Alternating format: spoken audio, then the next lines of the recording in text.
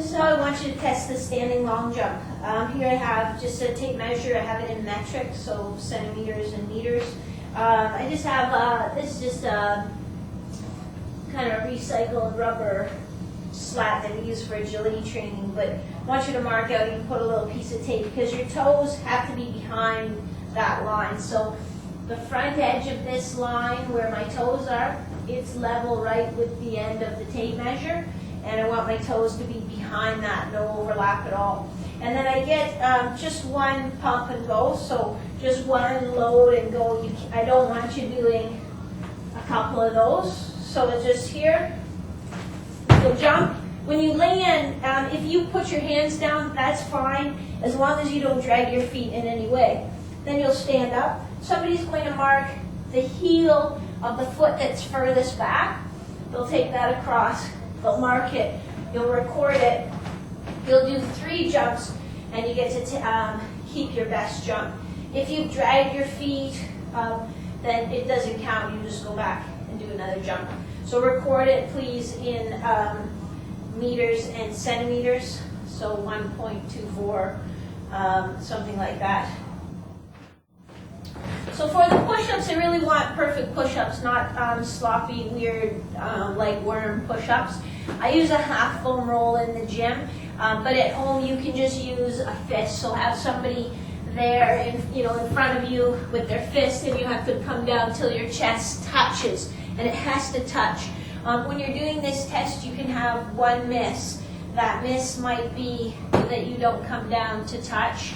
The miss could be just you lose your form, your back starts to sag, or your bum sticks up in the air, anything like that. So you get one miss. That repetition does not count, but then you can keep going, but then the next time you have whatever kind of fault. You don't touch, you lose your position, then you're just done, and that's the number that you'll record for your repetitions. So if I use the foam roll, my hands go above the foam roll, so they're roughly at shoulder height, slightly wider than shoulder width apart. Nice straight line body position. It has to be a continuous tempo, nice and steady. You can't hold at the top. You can't come down and rest at the bottom.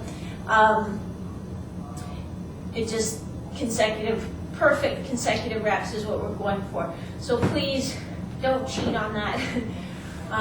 If you send me, like I did 87 push-ups, I'm probably going to ask you for a video of it. So that's how you're going to do your push-up test. For the core plank test, I went to a seminar, actually, one of the guys who pioneered the core plank, he lives just about an hour and a half from my hometown. So I've been pretty well acquainted with some of his ideas and how that plank has come along and what the rationale behind it is. It's not an exercise that's intended to be held for 17 minutes in a row. It's more meant to, can you turn it on, can you turn it off, can you use it to stabilize? So we're just going to do repetitive 10-second holds. And I want you to go until you start to either lose your form or until you start to feel fatigue in your back. Either one of those is a sign that that's time to stop. So basically, you'll just lie on your tummy with your elbows underneath your shoulders.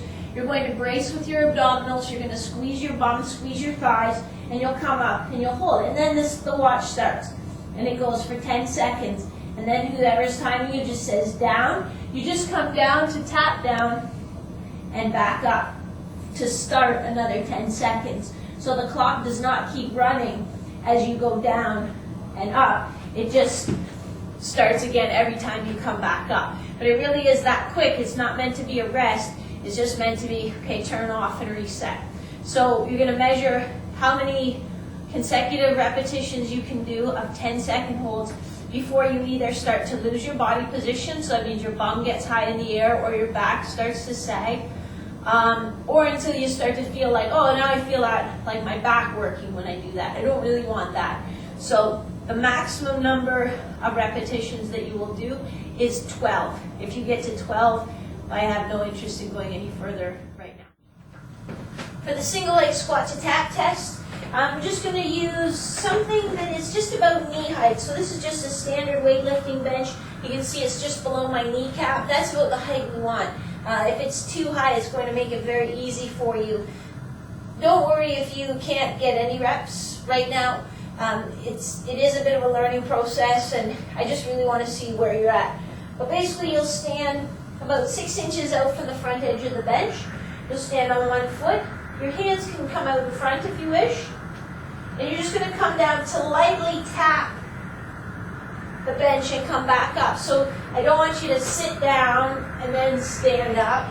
I don't want you to kind of bounce off the bottom. It's just you're keeping your chest up, your hips move back. It's just a very light tap and go. The other thing with it is your knee alignment has to stay nice. So you have to keep your knee pointing straight ahead as you come down to count as a good rep. So if your knee is falling in, it doesn't count, even though you're trying to keep it out there. If it keeps falling in, don't count those reps. And make sure you make a little note to say, hey, my knee was falling in every time. Like I could do it, but not with good knee alignment. Or same thing from the side. If every time you do it, you're rounded way over, you can't keep your chest up. Make sure you write that down. Let me know where the weak link is. But otherwise, it's consecutive repetitions, as many as you can get. If you get 15 on each leg, you can stop. You don't have to do more than 15.